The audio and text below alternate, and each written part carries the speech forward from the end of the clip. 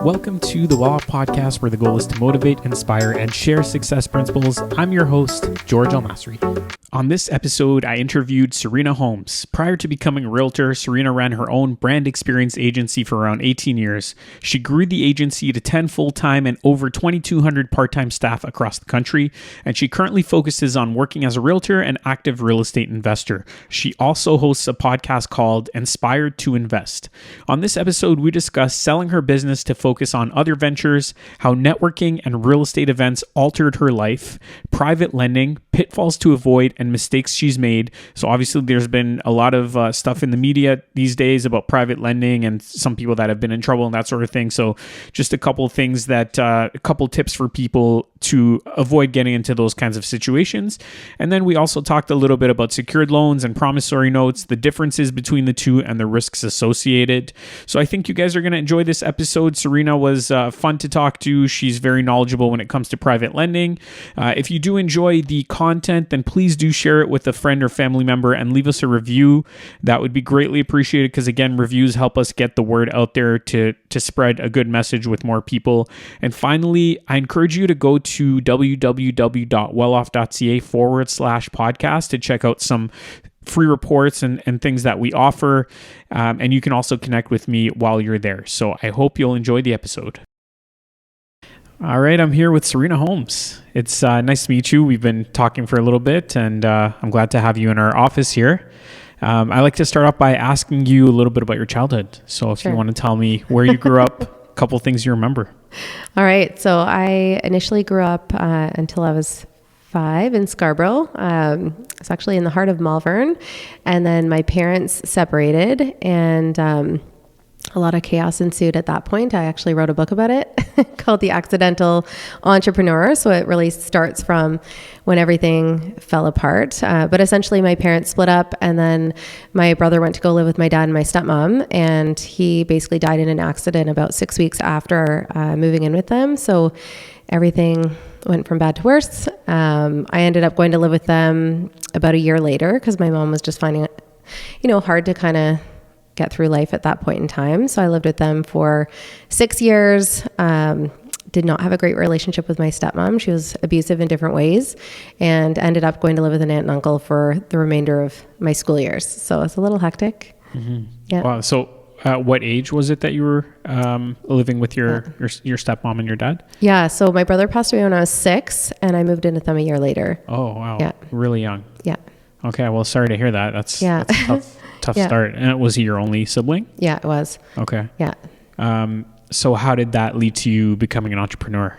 Yeah. So I think going to the point of living with my aunt and uncle, it's not like I was homeless. It's not like I was disadvantaged in the sense of like not having food in my stomach or clothes on my back. But when you're living with people who are not your parents, I think you're grateful for what they're giving you, but you don't want to ask for anything more, right? So I was always like out there trying to have jobs and provide for myself and things like that. And I always had, in university, like 3 or 4 different jobs, and started to work with a company called Tigress, which was a brand ambassador and event staffing agency, and was basically offered the opportunity to come on board as a manager. And then that led into partnership very soon after. So I think just because I was always kind of like had those scrappy survival skills, like just trying to make ends meet and stuff like that, I just fell into entrepreneurship really by accident. Like I had no intention of ever running my own business or anything like that. It just kind of happened.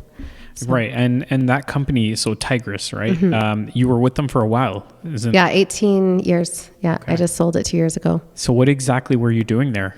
I don't really understand that kind of business there. So just share with us. So it was all experiential marketing and event staffing. So it was kind of as much or as little as somebody wanted. Like it could be as simple as 2 event staff for a golf tournament. It could be hundreds of staff. It could be, can you build us a 500-pound alarm clock for a viral video campaign? It could be shutting down a street in Toronto for a street festival, stage productions, retail programs.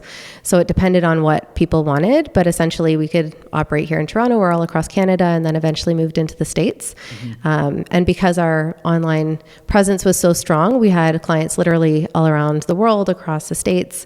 Like the government of South Australia even hired us for things that were happening here in Canada, and again, eventually into the States. Mm-hmm. Yeah.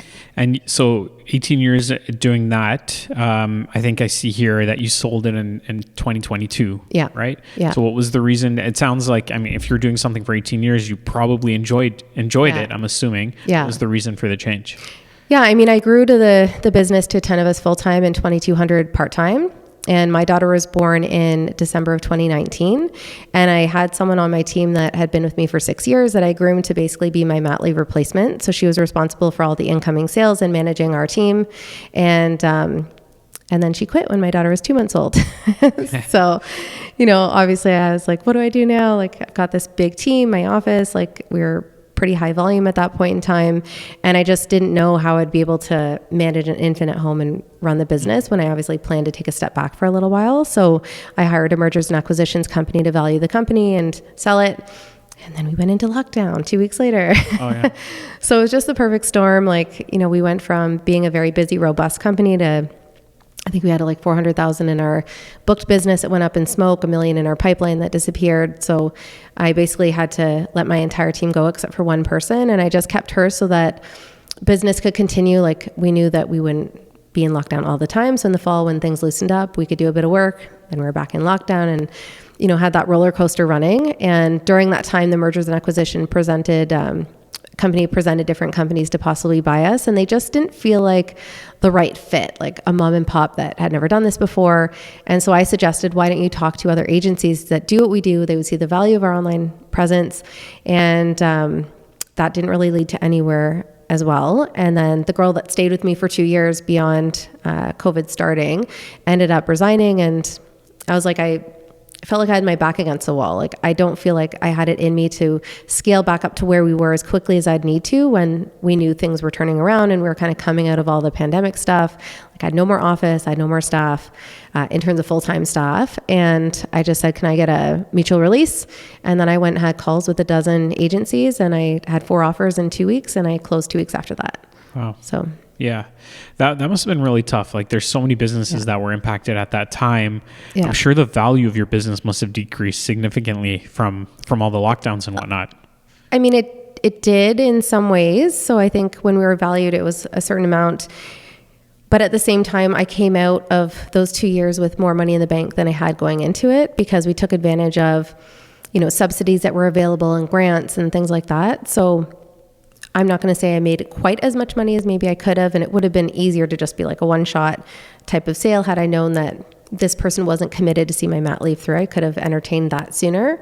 But I mean, it would be maybe like an incremental difference, maybe like a $30,000 to $40,000 difference. So I think the person I decided to merge with was obviously very trustworthy. They kind of hit the ground running with everything. They're already doing this kind of work. So they're able to, convert some of those clients into even bigger clients and stuff like that. So it's not like I just shut the doors. Like, I did come out with an earnout and, kind of kept that through. So it just ended, I guess, December 31st of last year to have it completed. Are you still involved at all in the company? No. Okay, that's great. Well, I mean, congrats on the sale or the merger, however you structured it. And while you were doing that, so during your 18 years, were you doing private lending? Were you doing stuff like that along the way? Not in the beginning. Like, it all kind of started when I sold my first rental property. So I had a short-term rental, and I just didn't know what to do next. So I kept the money in the bank for a year, and I was like, I don't know what to do. Like, what do I do next? And then we started staffing events with Keyspire in Texas and Florida, and they're a real estate education company. And I didn't really know anything much about them except that Scott McGilvery is kind of their face of the brand, and we had pictures of our staff with him. And then I went to one of their 1-hour wealth tour events, and they allude to all these different ways that you can make money that I'd never heard of. Like, you just think of buying a rental property and being a landlord, but there's all these other ways that you can make money in real estate that the average person probably doesn't know. So I went to then their 2-day event, and then it led into their membership. And then I went to their investors summit and took a lot of action. I ended up buying a couple of pre-construction properties, investing in 3 syndicated mortgages and a land development deal. And then I was talking to a friend of mine, and she's like, oh, if you're doing all this stuff, like, you should consider private lending. Like, I've got a mortgage broker that I work with, and it's really good money. And, so I set aside some money off my HELOC to work with him. So I think it was like $100,000 I put aside. And worked on a few private lends in that first year. And then as time passed, we would do anywhere from maybe like 3 to 6 deals a year. And then through the KeySpire network, I wanted to kind of ramp that up. And I met a woman that, when I expressed that I wanted to expand what I was doing, we had a call and she introduced me to a whole bunch of people that she trusted. And I was able to kind of expand my private lending that way. Cool. And this was just for context, what year roughly? Beginning of 2022, when I really started to like expand it further. Yeah. And your first private lending deal was at 2022 as well, or 2018? Oh, 2018 was your first one, right? Okay, 2018. So you started off with the short-term rental. You sold that. You had some cash, and then you do a staffing job, I guess, for KeySpire through your company. Yeah. And that's what leads to you eventually going down the path of private lending. It's pretty cool that works. Yeah, right? it was one thing after another, right? Like I joined their organization. Through that, there's a really robust network. There's over 3,000 members. So, there's constantly people raising money. So like if you want, you could probably do a few deals every day. There's no shortage of opportunities where people need money and people want to place money, right? So, but you don't want to just hand that out to anyone. So it was nice to have that trusted referral. And, even now there's been, I guess, 2-3 years have passed, and some of those people that woman had referred are still like the best borrowers that I've worked with. So what would you consider a good borrower? Yeah, I think dependent, obviously, like if you're relying on that for monthly cash flow, like you need to make sure that things are transparent, they're trustworthy, they're dependable. If payouts are due, like I think ideally if someone needs that payout, you need to facilitate a new lender. I have learned a lot of tough lessons in the last few months when things have not necessarily gone as planned. But I think it's just important to understand how something's written. It's a good idea to have a lawyer look it over. Like I think I'm guilty of getting a little bit too comfortable where my lawyer did review the first several deals that I agreed to. And then a lot of them are very similar in how they're worded. So I was like, there's no point in me paying money for this every single time. But because I didn't do that, there are some deals now that, maybe they weren't worded exactly the right way, or you realize that, there's just other things. So I do have relationships with some different people now where I could do like first and seconds, and the interest is not quite as high as it would be on something unsecured, but it's not that far off either. Like you could probably get a second mortgage at like 13.5%. Well, I would rather be secured at 13.5 than maybe unsecured at 16 now that I kind of really understand what can happen if a deal goes bad. So the first, let's say the first few deals that you did, you weren't as experienced, obviously. Were you just kind of going for the relationship? Like, do you trust this person, or was it a particular deal that you were looking for? Yeah. And how has that changed today? So in the first few years, like I was exclusively through a broker, and I didn't ever know the borrowers. So they could come to him for different reasons. Sometimes it could be for a short-term business loan. It could be maybe they had to wipe their line of credit for a mortgage to close. So it could be something as short as a couple of weeks to 6 weeks, or it could be as long as like a couple of years. So I never really got to know them. Like I did get the deal. They were usually written in such a way that if they defaulted, I could put a lien on a property as leverage. I got their identification. I would look up the property to see if they owned it. In some instances, would look up the equity, just depending on how much money they were asking for and stuff like that. So that was kind of more commonplace. And then as I expanded through KeySpire, I did get to know those borrowers a little bit better because they're real estate investors. Sometimes they're land developers, or they're, rehabbing multifamily properties and stuff like that. So that became different because I was direct to the borrowers in those cases. Sure. Now, what would be some things that would turn you away from a deal? Like, are there certain red flags that you see, or just things for you personally that you wouldn't go for? Yeah, there were a couple of deals I turned down earlier on just because the value of the property didn't support how much money the person was looking for. So when my lawyer pulled the property report and the financing background, he could see like someone I think had refied like 5 or 6 times in a short span of time. And it was questionable like how much equity would be there past their mortgage. So I walked away from that one. And I think just also, if there's ever a third party to the agreement, like getting it signed at a lawyer's office, I think is important, just so there's no question of anything or any ill intent. Like a lot of people do use DocuSign and stuff like that now, but at the same time, if you don't know the people on the other end of the deal, like I think it's helpful to have the lawyer manage that. And obviously at the end of the day, like promissory notes are not registered. So just understanding the value of the property, how much is currently debt to equity, and then just understanding, can it afford that? Like there were some deals that I did and I wish I'd looked at more closely because the values of the properties weren't very significant. They could be $200,000 to $300,000. Well, does that then warrant like $100,000 promissory note on top of a mortgage? And then what if there's other promissory note holders, right? Mm-hmm. So I think just really understanding that, there's definitely a lot more questions that I would probably add to my list now that I never thought of before, because one of the brokers I work with were facilitating like very high volumes of these, and now there's a whole bunch of shrapnel as a result. There's tons of stuff like this in the news. So for prom notes, let's say you do lend money to someone through a prom note, and they default. Yeah. Obviously, the first mortgage, the second, like anything registered gets paid out, but then what recourse do you have? I'm not sure if you know if you want to pursue that lender. Yeah, so it's not cheap. I'll say that. The first step usually is to send out a demand letter. I think that's kind of a waste because, of course, they know that they owe you that money already, and you'll probably spend anywhere from a few $100 to $700 on a letter like that. The only way really to secure your interest is to file a claim, and then you can put a notice of pending litigation on a property if it's listed.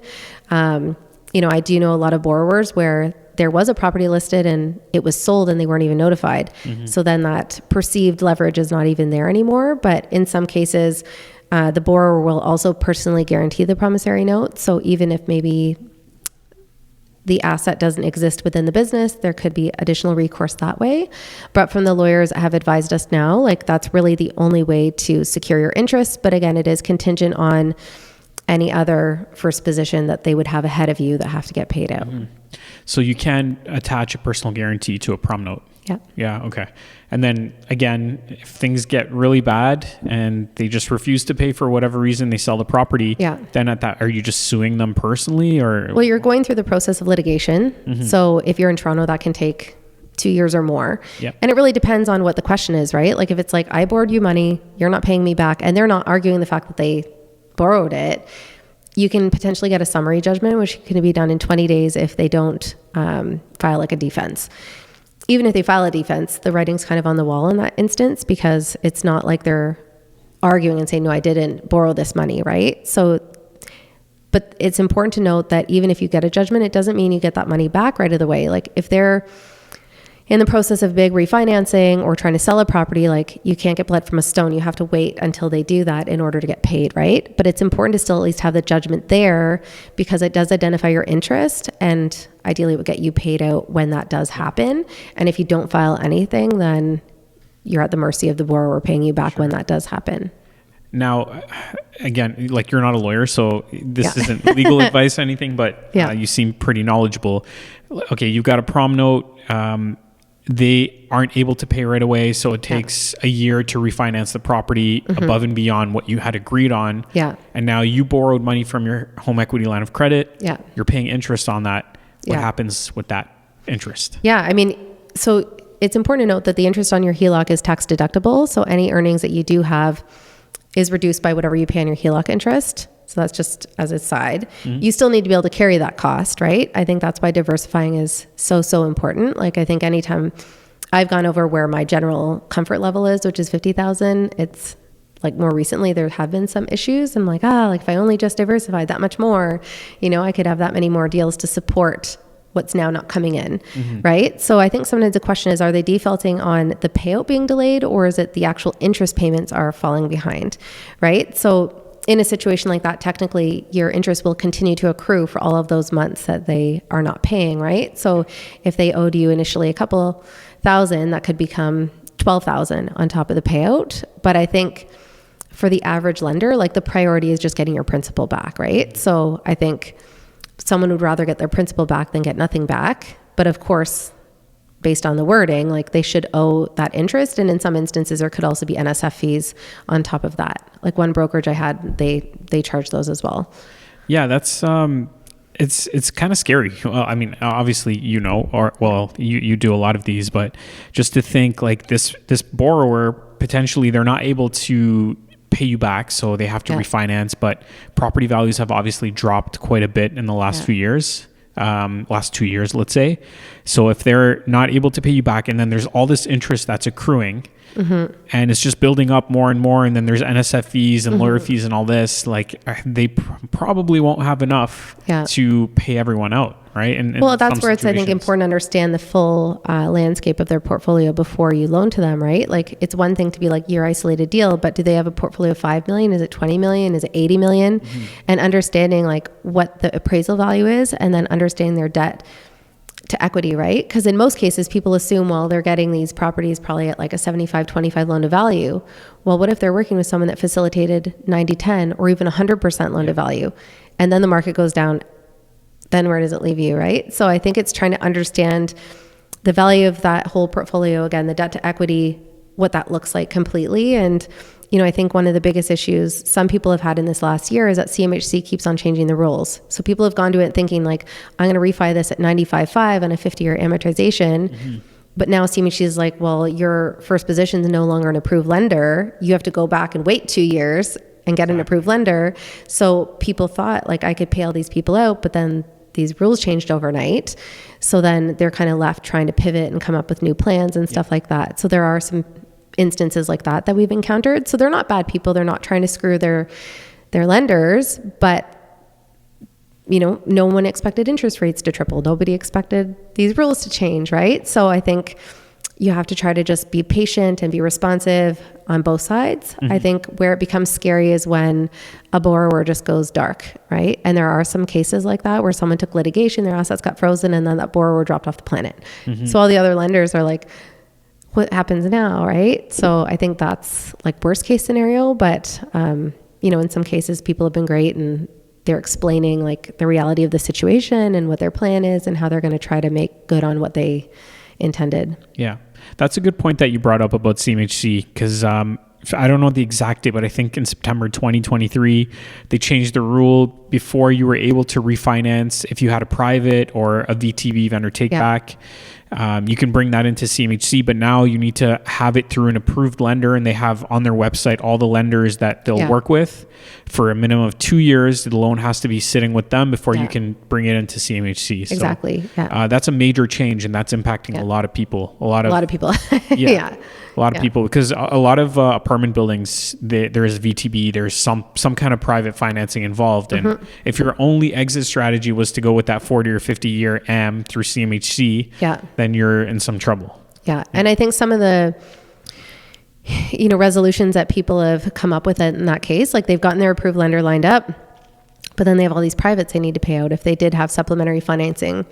So in some instances, they've secured gap funding. So it's almost like getting a line of credit. So it's almost like institutional financing to pay out the privates to just carry them through until that 2 year mark where they can do the complete refi, just so that they're not letting all these smaller groups of private lenders face those challenges. Right.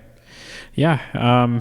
We'll see how things play out. Obviously, I think a lot of people are expecting rates to come down, so that should help. But they're not going to come down to where they were.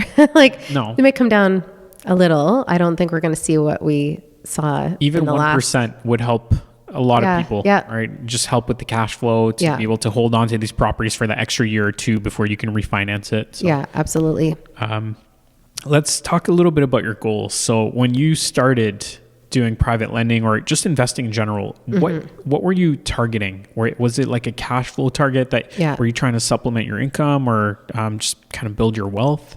Yeah. So when I started, I wanted to be less dependent on the income I was drawing from my business, because I knew I was having my daughter and I was going to be, paying extra money to have someone kind of fill my shoes.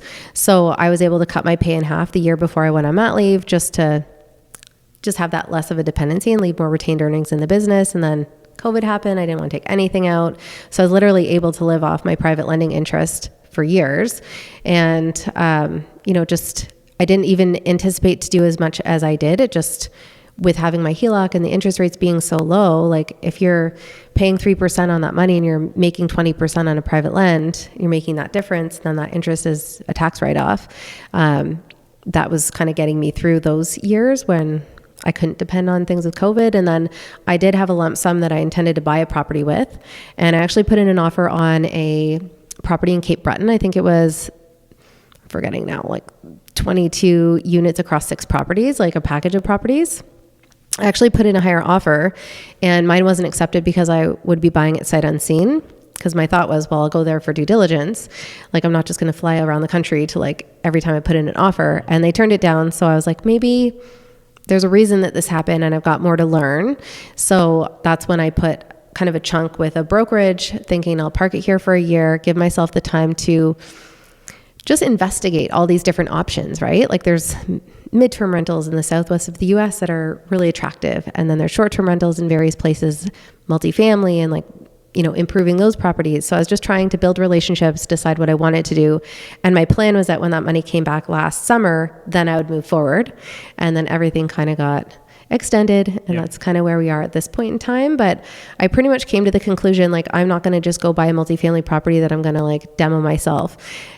But I have found really dependable people that have proven systems in place that I could joint venture with. And then ideally, you know, you refi, you can keep on repurposing that capital and grow your portfolio with them. So I have a number of different people that I've connected with now over the last couple of years that was my plan, but now it's been on pause while we sort out some of these private lending woes. But that ideally will be the next step when some of this capital comes back. Right. And all of this has led to you at some point getting your real estate license. So why don't you tell us how you got into real estate as a sales representative? For sure. So I guess, you know, COVID was kind of underway and we were all in lockdown, and it was one of those things that nobody knew what was happening next, right? So are we going to be in this for a year, 10 years? Like, will events ever come back? And I thought, well, I'm already investing in real estate. Why not get my real estate license and then at least have a backup plan if things don't necessarily come out of the woods sooner than later. So I ended up getting my real estate license, and I committed to two things: getting my real estate license and then publishing my book. I had gone to a writing retreat at the same time that I signed Keyspire, and I wrote most of it. And then I just was at a wall when it came to publishing. So throughout, I guess that was middle of 2020 into beginning of 2021, I would rotate between doing my real estate courses and then editing the book with a publisher, and rotated those till it was completed. So I got my license in spring of 2021, and then my book came out later that year. Cool. What did you end up kind of writing the book for? Was it just another income source for you, or were you just trying to get a message out there? Yeah. So I think, a better part of my career, like, I'd always joke that I was an accidental entrepreneur, because most people have this brilliant idea, like they want to have their own business. And I was like, that wasn't my path. Like, I literally fell into it by accident. But I think because of, you know, the challenges that I experienced growing up, it paved that path into entrepreneurship. So I think it was almost like therapeutic to write out all those crazy things that I went through growing up, and then how it really translated into being an entrepreneur and all those lessons that you experience running your own business and stuff like that. So it just, you know, it was kind of a combination of business lessons and memoir, I guess. So I just felt like it was something I had to do. And growing up, people always said, like, your childhood is so crazy, like, you'll have to write a book about this one day. And so I did. Was it rewarding? Like, I don't know, was it therapeutic? How did you feel getting that message out there? Yeah, I think it was just something like to help process everything that happened. And I think it really resonated with a lot of people, like, for different reasons. So it's been nice, like, even after the fact, where I've met up with people or had Zoom calls with people and they want to talk about like different things from the book. And, you know, it's been interesting just to see what kind of an impact it's had in that way. But it wasn't necessarily to be like a New York Times bestseller. Like, I self-published. Maybe I would entertain trying to go to a publisher to do that. But for me, it was just something that I felt like I had to do. Right. And so going back to your real estate career, who do you mostly work with? Are you working with the typical homeowner that's upsizing, downsizing, or are you focusing on investors? Yeah, I mean, I've only really worked part-time for the last couple of years, because again, I've had the private lending and my daughter was small. So I was like, for the first time in my life, I don't have to kill myself working like 70 hours a week. So I was just enjoying a lot of that time with her. I did find that it was a little bit more challenging than I expected, in the sense that I was used to working with B2B clients. And obviously when you're a residential realtor, you're working more B2C. And I wasn't expecting how emotionally charged some situations would be and just the way some people would be. So I have worked on both sides. Like, I've had listings, I've had buyers. I would say they're necessarily in one category. Some have been seniors, some have been actually divorcing and stuff like that. Yeah, I think I just have to be very careful with who I'm pre-qualifying, just to make sure I'm not wasting my time with a client that may or may not decide to go ahead as intended. If I could decide in a perfect world what to do, I would prefer to work with investors. Obviously, I'm passionate about that. So I think I'd like to understand land development better to identify opportunities that I could sell through to investors, whether it's bigger properties that they could demolish and build a multifamily on, or maybe they can just flip the paper and take it to site plan approval or something like that. I'm in Durham, so I'm not going to see there's no opportunities, but it's not really like a hub for that stuff either. So it's just trying to kind of get my footing and see what makes the most sense for me. Yeah, I think there's this misconception. A lot of people think that being a realtor is really easy. And a lot of people ask me, or have asked me in the past, about being a realtor part-time. Yeah. And I've always said, I don't think it's really much of a part-time thing. It's too difficult to do part-time, and you have a lot of fees. Obviously, it depends on the brokerage that you're with and whatnot, but you're better off doing something else. Just focus on doing something full-time and don't bother being a part-time realtor. Yeah. Would you agree with that now that you've been in it for a while? Yes. I mean, there were some things that I really invested a lot of money on early on. It's not like I was not wanting to work. I believe work gives you a sense of purpose. But I did spend a lot of money on lead gen early on and mail outs. And I wouldn't say that that really translated into much. I ended up getting one sale out of basically each. And I spent probably $20,000 between the mail outs and the lead gen. So now with the brokerage that I'm part of, they own Zoocasa. So I'm joined an agent accelerator program where they give you the leads. They're all pre-qualified and you just pay more on the back end for your commission. Mm-hmm. But I'd rather that. I'd rather have 10 sales that I actually carry through and have that split rather than spend $30,000 and who knows what'll happen. Right. I'd say half the leads that came in were not, were just bogus, bad information and stuff like that. And then the one lead gen company that I started with actually sent out an email to my database that was not what was supposed to go out. It was supposed to say who I was, how they know me, why they're getting the email. And it came out really generic, from the brokerage. And I had people freaking out. I had 3 very angry phone calls. I had probably a dozen emails threatening to go to Castle. And I was like, no, but you know me, supposed to be worded a very certain way. And I was able to actually cancel the year contract a few months in because of that. Cause I'm this is supposed to build my reputation. This just destroyed it with a lot of people. Yeah. So that was a bad experience. So then I tested out a different lead gen company that was more seller focused. I wouldn't say that was great. And then I did try the mail outs, but they're very costly. So when you're starting out, that's probably not the best first step. There's a lot to learn. When you're in real estate, I've been in real estate since 2013. And again, when you start, you get pulled in all these different directions. You don't really know what to do, how you want to run your business, but eventually you figure it out, right? You find what works for you. And so with that said, what's next for you? Are you going to continue to work as a realtor? Are you going to go full time? Are you just going to focus more on stabilizing your private lending deals? A bit of all of it. I mean, I am pursuing things still, in terms of going with the agent accelerator program, because I'm in Pickering. I'm trying to figure out the best way to kind of build up my network there, because with my old agency, I worked with people all across the country. So it's obviously a very different dynamic, because when you're a realtor, you need to really work in your own backyard. You don't want to be driving all over the place, right? Mm-hmm. So I think I just have to suck it up and start door knocking just to make more relationships. Because even though I've lived there for 30 years, I don't know that many people in my community. So just trying to find opportunities to network that way. And now my daughter's in school, so I'm able to connect with other parents and go to kids' birthday parties and all that stuff. On the private lending side, yes, I'm trying to get the capital back that was owed back last year. And ideally, I'm planning to put that into equity. So just figuring out what that next step will be, but on pause in the meantime. And then I have been approached by a few companies just to support some capital raising as a general partner. So ideally, if I can continue to build my portfolio through some of those opportunities, then I would ideally want to do that as well. Right. And it sounds like at some point you were considering partnering with another investor, maybe bringing the funds once you recoup what you've put out, and growing your portfolio that way. Maybe it sounds like multifamily is kind of what you're thinking. Yeah, I was looking at multifamily probably in New Brunswick or Alberta. I do have a good relationship with a company that's in 8 markets across Canada, and now they're exploring the States as well, because the cap rates are better and the business laws and tax laws are better. So we'll see what that looks like. But the first step is just making sure all of that comes back relatively unscathed. So, Yeah. Well, good luck. I hope it all works out. Maybe to finish things off, do you want to tell us a little bit about your podcast? When did you start it? Are you doing it alone or with somebody else? Yeah. So I never, just like starting a business or running a business, I never intended to do that. Like I started going on podcasts probably end of 2022 to promote my book, because I'm like, well, what better way to promote it than to access other people's networks?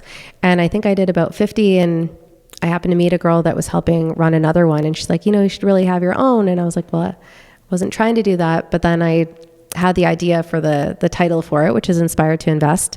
And the thought was just trying to show people like investors aren't necessarily special. Like they're all average people, but at some point there was a catalyst that pushed them into this realm, and just to show how they did it, how they tackled it, how it's changed their lives and stuff like that. So it can hopefully inspire other people to take charge. And even if it's a matter of picking up just even 1 or 2 more properties, like that can have such a huge impact down the road for you, right? So I do still believe that real estate is probably one of the best vehicles to become wealthy, and just to try to encourage people to explore what those options could look like. So I have been running it on my own. I'm up to my 39th episode this week. So I've been batch recording a few times a year. And so I'm usually recorded like many months ahead of all of that. But because I am in a couple of different networks, like it's like I really haven't had to even reach out to guests. Like I get my intakes filled like months in advance and stuff like that. Mm-hmm. So it's been interesting. Like I think people are paying attention, and I think it's just another point of differentiation as a realtor. And then potentially if I do end up working towards capital raising, like this is a good platform to get people to know who you are and understand what you're all about. Yeah, definitely. And I don't know if I misunderstood, but it sounds like you said you were featured as a guest on 50 podcasts when you were releasing your book. Yeah. I've just even like how we are here today, I had started initially applying to them. And then because I had been on, maybe 10 or 20, then people started reaching out to ask me to be on theirs. Mm-hmm. So in the last year and a half, I think I've been on about 50. And did you do this all yourself, or did you hire someone to get you on? Just me. So how did you find these podcasts? Just out of curiosity, did you just go on, your Apple Podcasts app or Spotify? No, not even I think just on social media. Sometimes every time I see a new one, I'll screenshot it and save it as like a folder to look them up. And I would apply that way. I did connect with another girl that she had a list, and we kind of like amalgamated our lists. So now I think we've got a couple hundred on that. Cool. But just, it kind of has happened organically now where people have seen some of those things and we'll just get invited and stuff like that. Awesome. That's a great result to be on 50 podcasts. That's a lot of exposure. To finish things off, is there anything you feel like we missed? Anything you want to touch on? I think honestly, the biggest learning that I've had is just, again, the importance of diversification and due diligence. So I still do believe in investing. I think that you just need to be careful. Like obviously nobody ever wants to lose any money. I think there's still a lot of great opportunity. You just have to find the right people to work with. Mm-hmm. Yeah, there's obviously, like you said, most investors are just regular people. They're, we're depicted as investors a certain way. Yeah. And, a lot of tenants and people think that we're just greedy, wealthy people, but that's generally not the case. We're just trying to create a better situation for our families.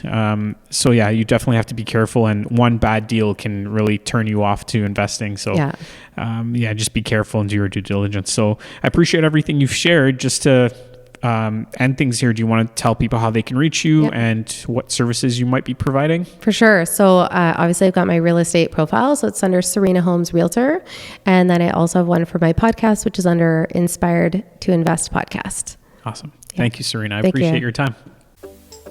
Thanks for listening to this episode. Your support is truly appreciated. And if you can share this with a friend or family member that might benefit from the information, remember, our goal is to motivate and inspire others to take action and to build wealth and to become well off. Enjoy the rest of your day.